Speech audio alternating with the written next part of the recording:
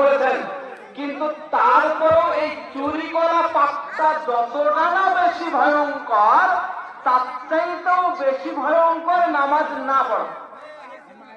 বুঝতে পারলেন না? মানে ইবনে কাইয়িম রাহিমাহুল্লাহ কি বলছেন, কেউ যদি চুরিও করে, সেই চুরি করাটা বিশাল বড় পাপ, এরকম নয় যে সেটা ছোট পাপ, কিন্তু তার চাইতেও ভয়ঙ্কর সে যে নামাজ না পড়ে।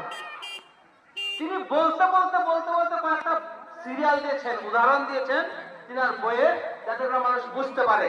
বলছে একজন মানুষ সুদ খেলো, ধরে একজন মানুষ কি খেলো? সুদ খেলো। সুদ খাওয়া বিশাল বড় মহাপাপ। আল্লাহ কোরআনে বলছে যে সুদকে আমি চিরতরে হারাম করেছি।